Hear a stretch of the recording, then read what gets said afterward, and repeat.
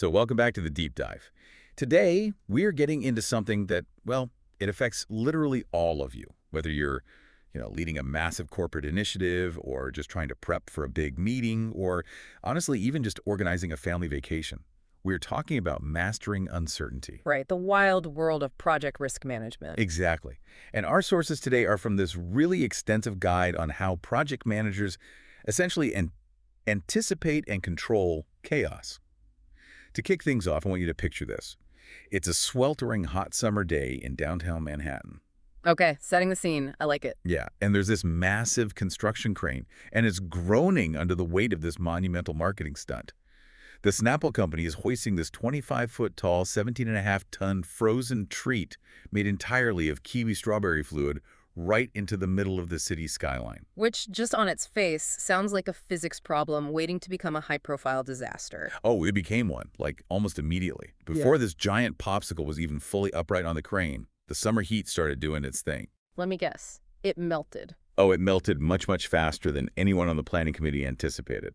Suddenly, you have this flash flood of pink, sticky goo rushing through Union Square. Oh, wow. Yeah. Bicyclists are wiping out in this river of slime. Pedestrians are slipping on the crosswalks. Traffic is just completely frozen. Ultimately, the fire department had to be called in to close off several streets and literally wash away the disaster with high-pressure hoses.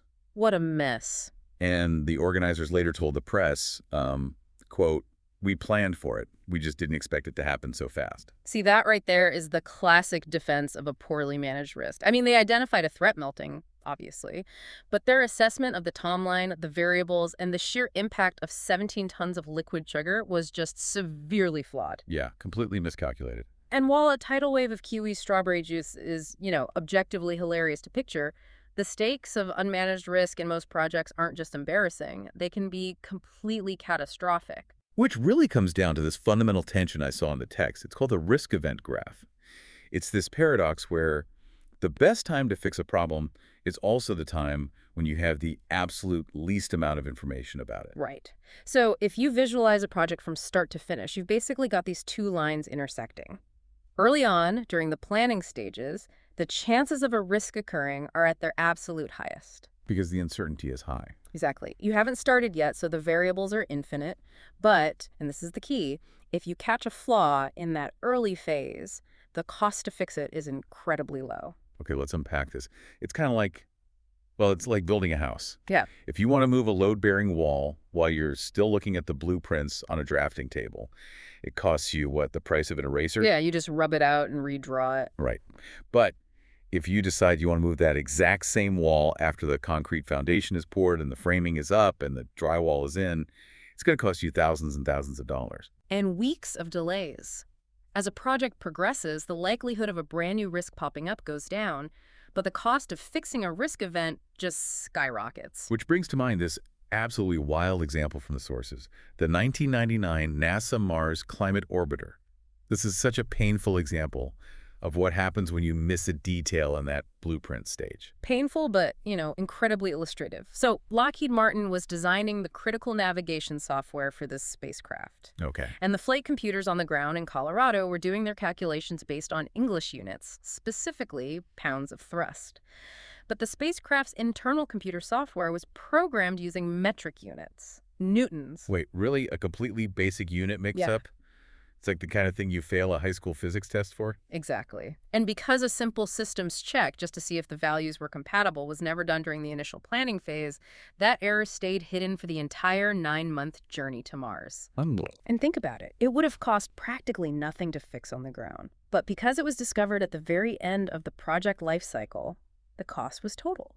The $125 million probe approached the red planet at the wrong trajectory, entered the atmosphere way too low, and just completely burned up. $125 million incinerated because nobody checked the ruler. Basically, yeah. So, okay, the ultimate challenge here is spotting these disasters, whether they are, melting popsicles or burning space probes at the blueprint stage. But when you are staring down a massive new initiative, how do you even begin to map out the infinite things that could go wrong? Well, you start by forcing the team to be incredibly specific, which is actually much harder than it sounds. Why is that? Because when teams sit down to brainstorm risks, human psychology often gets in the way. People tend to focus on failing a broad objective rather than identifying the specific events that cause the failure. Oh, I see. Because pointing out a specific point of failure feels like pointing fingers at someone on the team. Precisely. It feels safer to write down, like, we might go over budget or we might miss the launch date. Right. But those aren't risks. Those are consequences. You cannot actively manage a consequence. If your only identified threat is missing the schedule, you can't build a defense against it. Because it's too vague. Right. You have to isolate the specific events that trigger that consequence. Things like a dock worker strike delaying shipping, or a sudden spike in the cost of raw steel, or even our lead software engineer quitting. Okay, that makes sense. Only by isolating the event can you actually engineer a solution. Exactly. But then, okay, so we push past that psychological comfort zone and we list out every specific disaster scenario. Doesn't that lead to another problem? Right. Like paralysis. It definitely can. Because if I list every single discrete event that could possibly derail an international supply chain, or honestly, even just planning a family vacation, I'm going to be too terrified to leave my living room. How do we filter all that noise? You filter it by plotting those events on what's called a risk severity matrix. It's essentially a mechanism to ruthlessly prioritize. Okay. You evaluate every single event on two basic scales: likelihood and impact. High likelihood and high impact risks land in the red zone. Those are the big ones. Right. These are your critical threats that demand immediate resources. Moderate ones fall in the yellow zone. And low impact, low likelihood risks fall in the green zone, which you monitor, but you generally don't lose sleep over them. But the text mentions that assessing just likelihood and impact leaves a massive blind spot. Yeah. And this is where it gets really interesting. They bring up this framework called FMEA failure mode and effects analysis. Yes, FMEA is crucial. It introduces a third dimension to this entire process, which is detection difficulty. And there is this fantastic metric used here where the source says a detection score of 1 means, quote, even a chimpanzee could spot the risk coming. I love that metric. Right. But why is how easily we can see a risk coming just as important as how bad it will be? Because detection difficulty is all about warning time. And warning time completely alters the threat level of an event. Let's say you're upgrading a company's entire back-end database. Okay. A complete system freeze during the migration has a massive impact, but maybe only a moderate likelihood. Now, if you have monitoring pools that will show the servers slowly degrading over, say, 3 days before a crash, you have a long runway to fix it. So that's a low detection difficulty, like the chimpanzee could see it. Exactly. But if the system just instantly goes black with zero warning, if it's completely invisible until the exact moment it fails, that changes everything. It multiplies the danger. The FMEA system calculates threat by multiplying impact, likelihood, and detection difficulty all together. Oh, wow. Yeah, so a risk that is highly probable, highly damaging, and totally invisible until it detonates, that gets the absolute highest threat score. It forces a project manager to prioritize the invisible traps over the obvious ones. It's not just about the size of the truck barreling toward you. It's about whether or not that truck has its headlights on in the dark. That's a great way to put it. Okay, so we've identified the specific events. We've mapped out our red zone, invisible trucks. But just staring at a list of terrible things doesn't save the project. How do we actually defuse these things before they blow up? Moving from assessment to action involves choosing one of 5 specific response strategies. You're either mitigating, avoiding, transferring, escalating, or retaining the risk. Let's dig into mitigating first, because the mechanics of it in the sources are fascinating. Mitigating is basically about proactively reducing the likelihood or the impact of a risk. Correct. You're trying to lessen the blow or stop it from happening. So the source gives this wild example of the demolition of the Seattle Kingdom back in the year 2000. Oh yeah, the Kingdom. That was a massive undertaking. It was the largest concrete domed structure in the world at the time, and they needed to bring it down in a densely populated urban center without shattering every window in a 5-mile radius. Right. The risk of catastrophic collateral damage there, both to property and obviously human life, was just immense. So the demolition company they hired, Controlled Demolition Inc., they didn't just walk in and pack the basement with dynamite. They spent 3 months purely mitigating risk. 3 months just planning the fall. Yeah. The head of the company even noted that they don't actually blow things up, they just use gravity as a catalyst. They drilled 1,000 precise holes and packed them with high-velocity gelatin explosives about the size of hot dogs. Just hot dog-sized explosives. Yeah, and they used this orange detonating cord that explodes at 24,000 feet per second just to control the exact sequence of the fall. But to mitigate the impact like the flying debris, they wrapped the explosive charges in chain-link fencing and heavy geotextile fabric.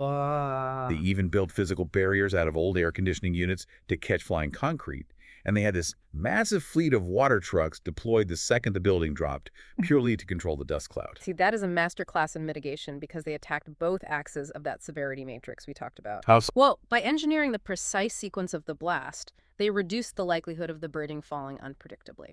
And by wrapping the charges in fencing and using the water trucks, they drastically reduced the impact of the debris and the dust. Right. They couldn't eliminate the risk entirely. The building still had to come down, but they suppressed all the dangerous variables. Exactly. Now, avoiding a risk is different. That's changing your plan entirely so the threat no longer exists. Like opting for a proven technology over an experimental one. Okay, that makes sense. And transferring risk is passing the financial or operational burden to a third party, like buying comprehensive insurance or signing a fixed-price contract. Escalating is simply pushing it up the chain of command because it's a systemic issue above your pay grade. Okay, wait, I need to push back on this last one, though. Retaining risk. I know, it sounds a bit counterintuitive. It sounds like a fancy corporate way of saying, we're just going to cross our fingers and hope for the best. I mean, mitigating, avoiding, transferring, those are active problem solving.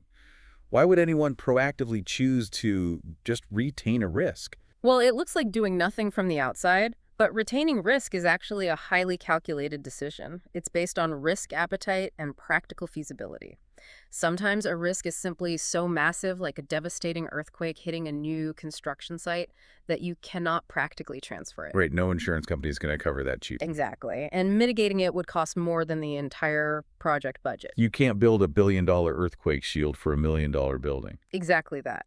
In other cases, the statistical chance of the event occurring is just so incredibly slim that the most financially sound decision is to just absorb the cost if it happens, rather than spending a fortune trying to prevent it. So you're just accepting reality. Yes, but, and this is crucial, you aren't just crossing your fingers, you only retain a risk on the strict condition that you have built a safety net. So it's looking the risk in the eye and saying, I see you, I accept you might happen, and if you do, I am ready. Beautifully put. Which leads perfectly into what happens when a retained risk actually materializes.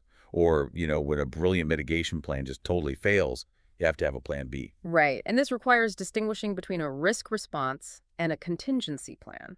A risk response is the action you take before the risk materializes, like wrapping the kingdom explosives in chain link fencing. Right. A contingency plan is the alternative path that goes into effect only after the risk becomes a reality. The sources bring up the 2015 Mount Everest expeditions, and it is the perfect illustration of how strict a contingency plan has to be. Oh, that's a great example. Because climbing Everest is basically an exercise in managing extreme life or death variables. You're dealing with hypoxia, unpredictable avalanches, severe physical exhaustion. Yeah. But the greatest statistical danger isn't reaching the summit. It's making it back down alive. Yeah, most climbers who perish on Everest actually do so on the descent.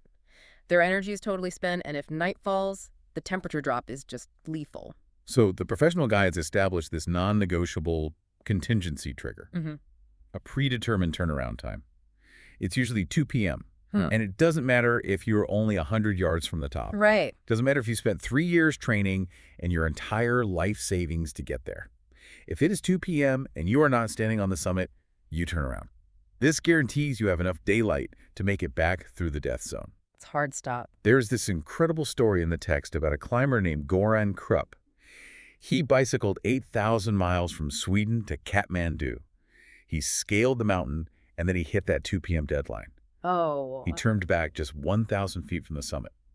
Because the ultimate objective isn't the summit. The objective is to get back alive. See, that requires an immense amount of psychological discipline. In project management, a contingency plan without a clear, predefined trigger like that 2 p.m. rule is entirely useless. Because people will just keep pushing. Exactly. When a crisis hits, human beings panic. We get emotional. If you have to pause and negotiate a solution while the server is crashing or the supply chain is failing, it's already too late. Yeah, the decision needs to be made already. The contingency plan decides the alternative path when everyone is still calm, so that when chaos hits, you just execute. But having a plan B on paper means nothing if you don't have the resources to actually execute it. You have to budget for the unknown. Which is done through time buffers and financial reserves. However, there's a vital structural distinction here between contingency reserves and management reserves. Break that down for us. So contingency reserves are budgets set aside for the specific known risks we identified earlier in our matrix. If we know a critical vendor has a 30% chance of being late, we allocate a specific financial reserve just for that known possibility. Okay. Management reserves are different. They are hidden away for the unknown unknowns, the completely unforeseen massive disruptions that no brainstorming session could have ever predicted. Think of it this way for you listening. If you're managing a personal household budget, you really need two separate rainy day funds. One is for the rain you saw in the forecast. Like, your 10-year-old car is probably going to need a new transmission soon. Right, that's a known risk. Exactly. The other fund is for the meteor strike you didn't see coming, like a massive tree falling on your roof in a freak storm. You really need both to truly be secure. And generally, the project manager controls the contingency reserve for that forecasted rain. But top management typically controls the management reserve for the meteor strikes, and that requires special authorization to access. It prevents the team from just burning through emergency funds for everyday inefficiencies. That makes total sense. But there is a catch to all of this. There always is. Having severity matrices, predefined triggers, and well-funded reserves means absolutely nothing if your team is too terrified to use them. The human element can completely sabotage the entire framework. This is perhaps the most crucial psychological insight in all of risk management. It's called risk response control. You can build the most robust contingency plan in the world, but if the prevailing corporate culture severely punishes mistakes, human nature dictates that people will protect themselves. By hiding the risks. Exactly. They will hide the risk. It's the classic kill the messenger syndrome. It really is. If a junior engineer notices a critical flaw in a structural design, but they know that bringing it up will result in being publicly reprimanded for delaying the schedule, they will stay quiet. They will just hope it becomes someone else's problem down the line. Which is terrifying. The tendency to suppress bad news virtually guarantees project failure. Project managers have to actively cultivate an environment where threats are embraced, not denied. Spotting a new risk or admitting a mistake early should be actively rewarded, because finding a flaw on paper is always infinitely cheaper than finding it in reality. You really have to take the issue out of the spreadsheet. But I want to pivot here for a second, because we've spent this entire time talking about disaster. Melting popsicles, burning probes, falling buildings. What a doom and gloom. Right. But not all uncertainties are bad. There's a whole flip side to this in the text called opportunity management. Right. A risk, by definition, is just an uncertain event. Sometimes that event works in your favor. Like what? Well, unusually favorable weather might allow a construction crew to finish a month early. Well, Or a sudden macroeconomic shift might cause the price of raw lumber to drop significantly. so when good luck strikes, do we just take it? Or is there a framework for managing that too? You actually have to manage it just as actively as bad luck. Otherwise, you leave value on the table. There are 4 main responses to positive risks. You can exploit, share, enhance, or accept. Dig into how those actually work in practice. Because sharing a risk sounds like giving away your advantage. It can seem that way, yeah. But let's look at the mechanics. Imagine you're a software company developing a new AI tool, and you suddenly realize it has incredible applications in the healthcare industry. Okay, an area you know nothing about. Exactly. You could try to learn medical compliance from scratch, but you'd probably miss the market window. So instead, you share the opportunity. You form a joint venture with an established medical device company. They bring the regulatory expertise, you bring the tech, and together you capture a massive upside that neither of you could achieve alone. Oh, that makes perfect sense. What about enhancing an opportunity? Enhancing is about actively moving the needle on probability. Let's say early forecasts suggest an unseasonably warm November, which would allow you to finish your exterior painting ahead of schedule. Right. You don't just sit back and hope the forecast holds. You enhance the opportunity by proactively paying for extra scaffolding and putting more painters on standby. You spend a little bit of capital to guarantee you capture the massive savings of finishing early. And if you just accept. That's when you leave the net out without spending extra resources to chase the fish. If a supplier accidentally ships you higher grade materials for the exact same price because they ran out of the standard stuff, you don't send it back. You just accept the windfall. Exactly. The core takeaway is that positive uncertainties require deliberate strategy, just like negative ones. Anticipating disasters, funding Plan Bs, and chasing opportunities all have one massive thing in common, really. They require you to constantly alter your original plan. Absolutely. So look at the ground we've covered today. We started with a tidal wave of melting kiwi strawberry juice and a doomed Mars orbiter to understand the staggering cost of ignoring early threats. And we learned how to categorize those threats, keeping an eye out for risks so obvious a chimpanzee could spot them while calculating the danger of the invisible ones. We discussed engineering gravity to safely drop a stadium, and we learned that sometimes you have to channel your inner Everest climber and strictly adhere to your turnaround rule, no matter how much you want to keep pushing forward. Managing risk isn't about being pessimistic.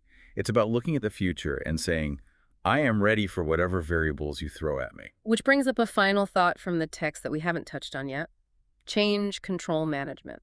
Oh, right. We spend so much time and energy building walls around our perfect original plan. We try to protect the project baseline from any disruptions, but change is inevitable. Contingency plans will alter the schedule.